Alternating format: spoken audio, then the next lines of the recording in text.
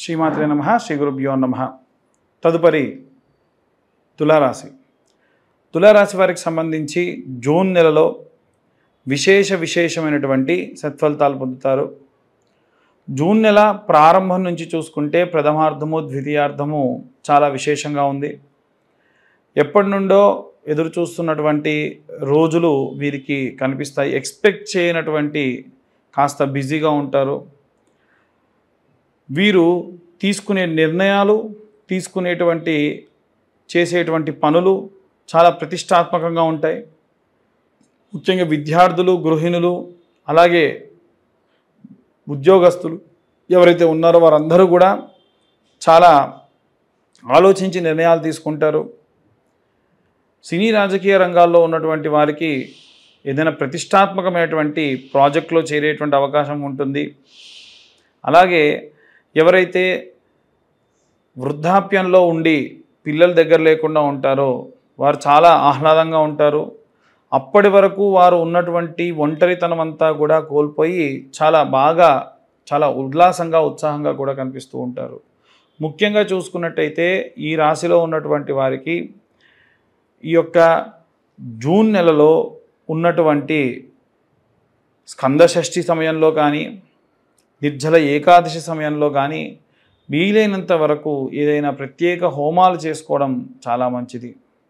అంటే ప్రత్యేకమైనటువంటి హోమాలంటే రుణ విమోచన, ఏదైనా డబ్బులు రావాల్సి ఉంటే వారికి లక్ష్మీనారసింహ రుణ విమోచన హోమం అని, లక్ష్మీనారసింహస్వామి వారిది ఈ యొక్క తులారాశిలో ఉన్నటువంటి స్వాతి నక్షత్రం కనుక లక్ష్మీనారసింహ కరావలంబ హోమం కానీ, అలాగే ఎవరైనా శత్రుంజయానికి సంబంధించి ఇబ్బంది పెడితే లక్ష్మీనారసింహ శత్రుంజయ హోమం కానీ చేసుకోవడం వీరికి ప్రత్యేకమైనటువంటి శక్తినిస్తుంది.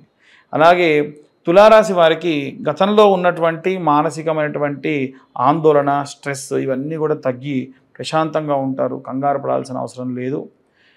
వీలైనంత వరకు తీసుకునే నిర్ణయాలు మాత్రము జాప్యం చేయకుండా తొందరగా తీసుకోవడం మంచిది. ఏవైనా సరే భూక్రయ విక్రయ సంబంధించిన లావాదేవీలు వీరికి బాగా కలిసి వచ్చేటువంటి అవకాశం ఉంది. వీరు ఇంటి నుంచి దూర ప్రాంతానికి ప్రయాణం చేసే అవకాశం కూడా కనిపిస్తూ ఉంది.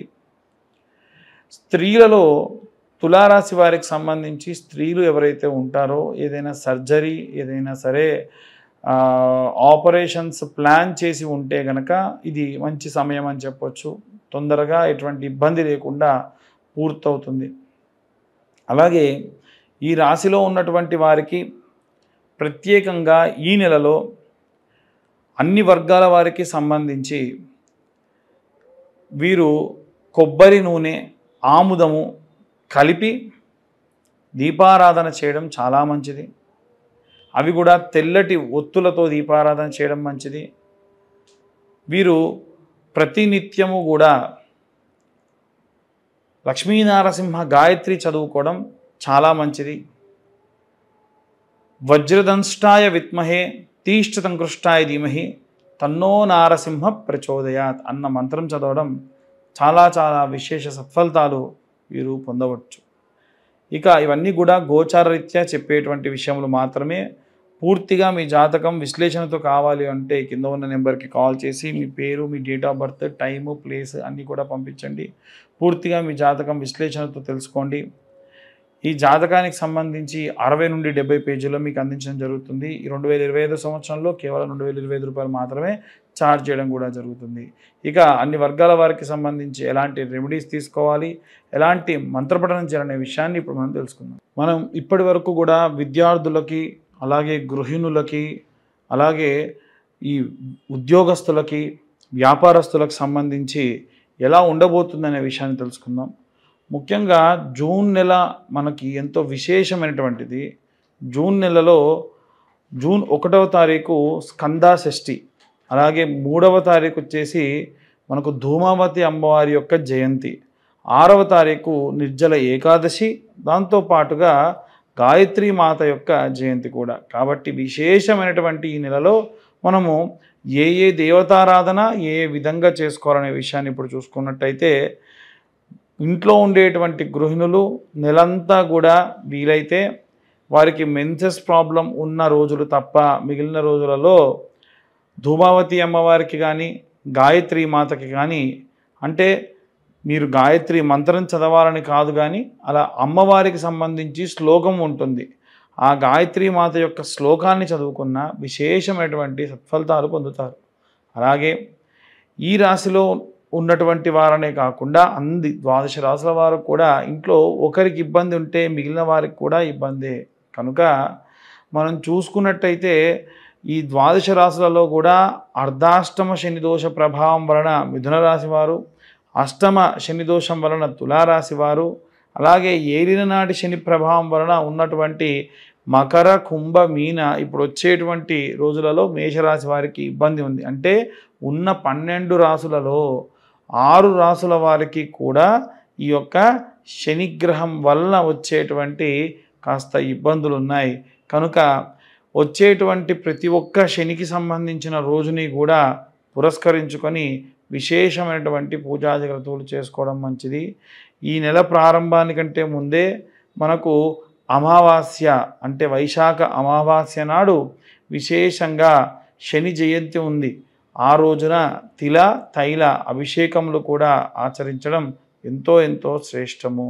అలాగే వీరందరూ కూడా గృహిణులైతే గాయత్రి మాతకి, అలాగే విద్యార్థి దశలో ఉన్నటువంటి వారు మేధా దక్షిణామూర్తి స్తోత్రాన్ని చదవడము, అలాగే ఎవరైతే ఉద్యోగస్తులు ఉన్నారో విశేషంగా ఉద్యోగస్తులు స్వామివారికి వెంకటేశ్వర స్వామివారికి సంబంధించి ఆరాధన చేయడం మంచిది.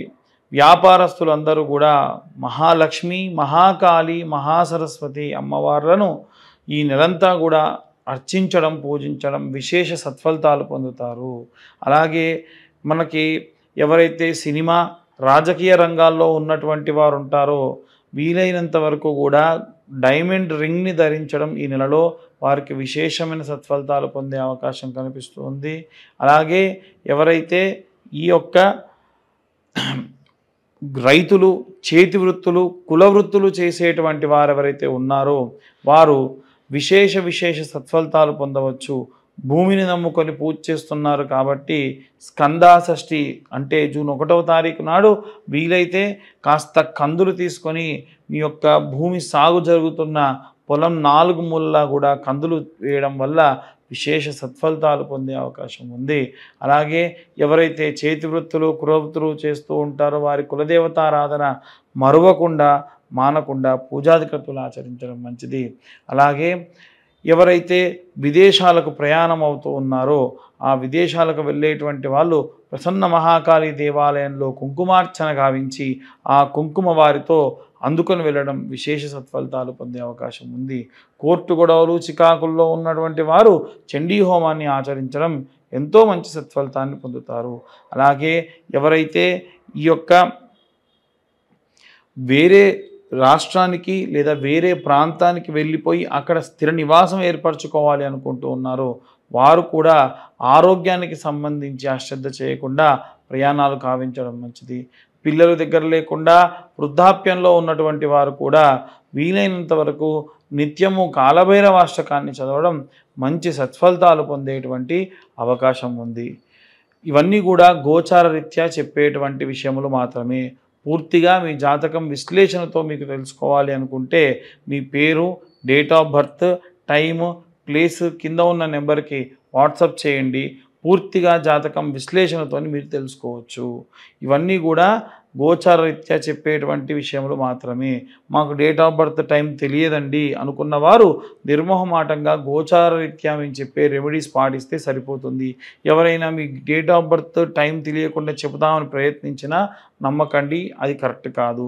అలాగే చాలామంది గత వీడియోలో మేము చెప్పిన విధంగా ఈ యొక్క కరుంగలి మాలలు స్వామివారి యొక్క అభిషేకంలో అలాగే చండీ హోమంలో ఉంచి ఇవ్వడం జరుగుతుంది. ప్రతి సోమవారం రుద్రాభిషేకంలో ఉంచి కరుంగలి మాలలు ఇవ్వడం జరుగుతుంది. ఆసక్తి కలవారు కింద ఉన్న నెంబర్కు కాల్ చేయొచ్చు. 1116 మాత్రమే ఛార్జ్ చేయడం జరుగుతుంది. కొరియర్ ఛార్జెస్ ఎక్స్ట్రా 100 రూపీస్ ఉంటాయి. సర్వే జన సుఖినో భవంతు. స్వస్తి.